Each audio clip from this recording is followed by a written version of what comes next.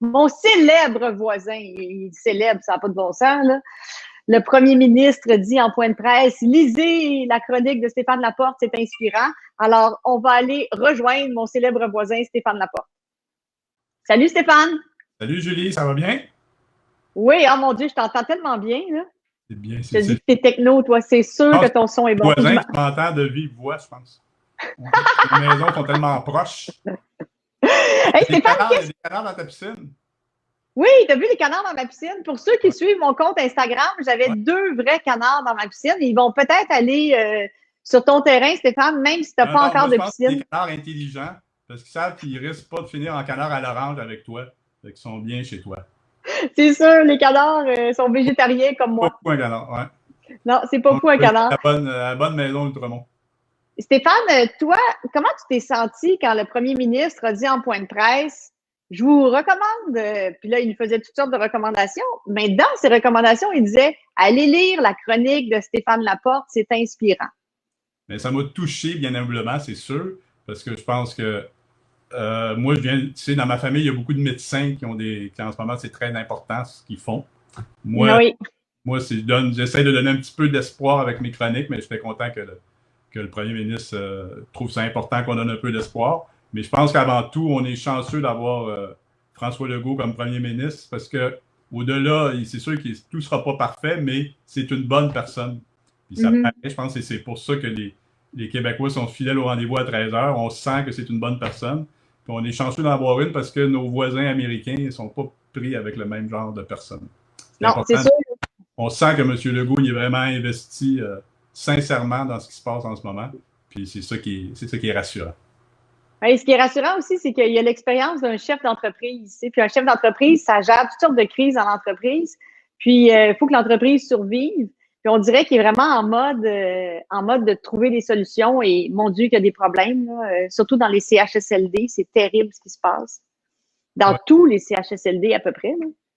Oui, je pense que ce qu'on constate, c'est que durant des années, tu sais, autant qu'on le voit avec la DPJ pour les jeunes, c'est pas compliqué. Les gens qui sont vulnérables, c'est nos enfants et nos personnes plus âgées. Il faut dire, c'est pas toutes les personnes âgées qui sont vulnérables. Tu viens de parler de Denis Filiotro. Dieu sait qu'elle n'est pas vulnérable. C'est les personnes âgées qui ont des problèmes de santé. Puis c'est là qu'on voit que peut-être notre système, on a laissé dépérir ça un peu avec toutes les coupures qui sont passées dans le domaine de la santé. Puis il est temps, je pense, de remettre nos valeurs à la bonne place et de protéger les personnes qui en ont besoin. Puis je parle bien sûr des enfants, je parle des personnes âgées, puis je parle aussi d'une cause qui pour moi est importante, c'est les personnes handicapées aussi qui en ce moment aussi ont moins de services, donc c'est important de penser à elles puis de faire en sorte qu'ils traversent ce genre de crise en étant bien. Les personnes handicapées sont en confinement un peu à l'année parce que souvent les restaurants ne sont pas ouverts. Sont ouverts officiellement, mais ne sont pas ouverts pour les personnes handicapées. C'est souvent des personnes, ça dépend bien sûr de la nature du handicap, mais qui ont l'habitude de rester à la maison parce que presque le transport adapté, c'est pas aussi simple que de sortir de chez soi et de sauter sur un Bixi. Donc, c'est des personnes. Je pense qu'en ce moment, tout le Québec vit un peu ce que souvent des personnes handicapées vivent à l'année. Mais le plus important, c'est qu'elles soient bien protégées et qu'on ait encore plus de services. C'est pour ça que, tu le sais, je suis porte-parole des prix à part entière. Et c'est justement pour aider l'inclusion des personnes handicapées dans la société. Et c'est ça, c'est important de chacun faire sa part pour ça.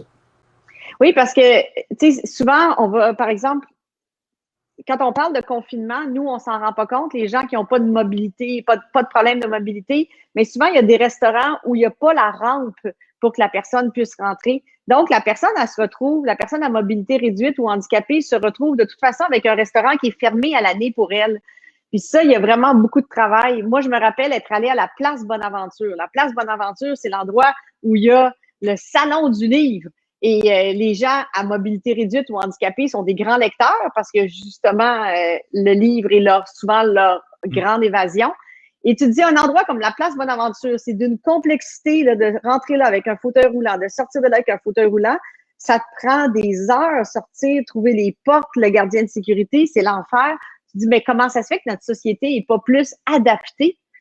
Je pense qu'il va y avoir du travail à faire, Stéphane, après la COVID là-dessus. Il y en a toujours, puis c'est ce qui est dommage, c'est que dans les années 70, il y a eu comme un mouvement pour rendre les endroits publics plus adaptés aux personnes handicapées. Puis après ça, bien sûr, ça a été les premières choses qu'on a coupées là, quand il y a eu les coupures budgétaires.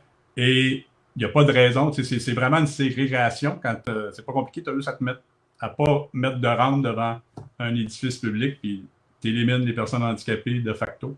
Donc, mais je pense que ce qu'on apprend de la crise qu'on traverse en ce moment, c'est de penser aux autres. On se rend compte qu'on est tous dépendants les uns les autres. C'est sûr que les enfants, les personnes âgées et les personnes handicapées sont encore plus dépendants, mais c'est ça qu'il y a un peu de bon dans toute chose malheur est bon. Là, dans ce malheur-là, c'est qu'on se rend compte qu'on est aussi dépendant de la caissière à l'épicerie, du camionneur, de plein de gens qui ont des emplois que peut-être qu'on ignorait avant ou qu'on pensait qu'ils allaient de soi. Puis on voit que tout ça, c'est une chaîne, puis c'est ça une société, qu'on est tous dépendants les uns des autres. Puis j'espère qu'on va être plus conscients quand tout va revenir au beau fixe, des personnes qui, eux autres, c'est à l'année qui ont besoin d'aide. Oui, c'est tellement bien dit, puis ça me donne envie de te demander, ça va être quoi ta chronique le samedi prochain dans la Presse Plus, là? Ça va être quoi ton sujet, là? On peut savoir un scoop pour les abonnés de ma page, là, qui sont si fins, là, qui t'envoient plein de messages, là. C'est fou, là, tout le monde. Tu peux lire des messages, là.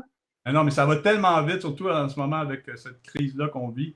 Les événements. OK, pour Hélène Trépanier qui dit. Hélène Trépanier. Oui, excuse. Hélène Trépanier a dit bravo Stéphane pour tes beaux textes et ta plume fabuleuse. Fait que je sais que ça va vite, mais donne-nous un petit comme. Je sais pas ce qui va se passer mardi, mercredi, jeudi.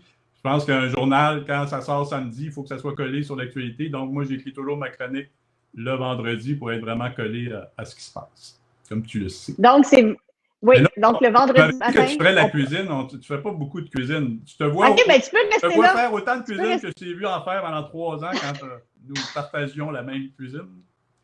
OK, parce que Stéphane, pour ceux qui me demandent, il y a des gens qui m'écrivent, attends une minute, je vais te lire ça, il y a des gens qui m'écrivent, vous feriez un beau couple. Nathalie Simard, pas la Nathalie Simard chanteuse, mais non, Nathalie Simard, sur ma page, elle dit c'est lui ton nouveau chum. Il y a Jerry qui dit juste dire allô Jerry, donc allô Jerry. Et je vais faire la cuisine. Je vais te faire une recette. Parce qu'il faut que les gens sachent que Julie ne cuisine pas du tout. On a vécu ensemble pendant 3 ans et on allait manger chez ma mère au moins 5 fois par semaine. On était beaucoup chez ta belle-mère, chez ma mère. Et on mangeait souvent de la fondue suisse. D'ailleurs, c'est la seule recette que Julie a appris jusqu'à tout récemment.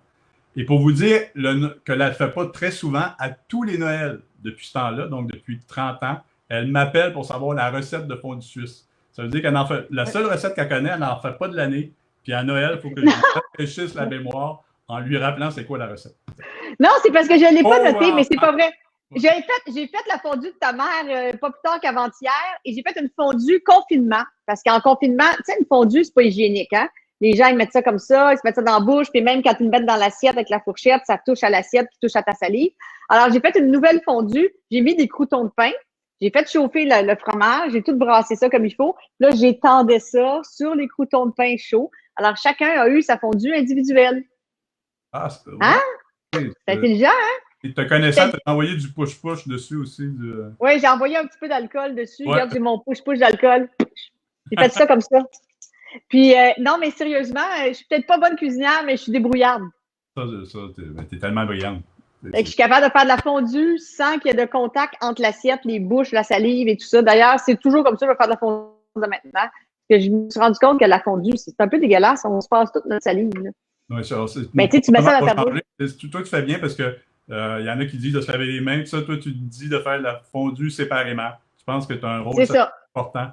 J'ai un rôle social important. Aux Québécois.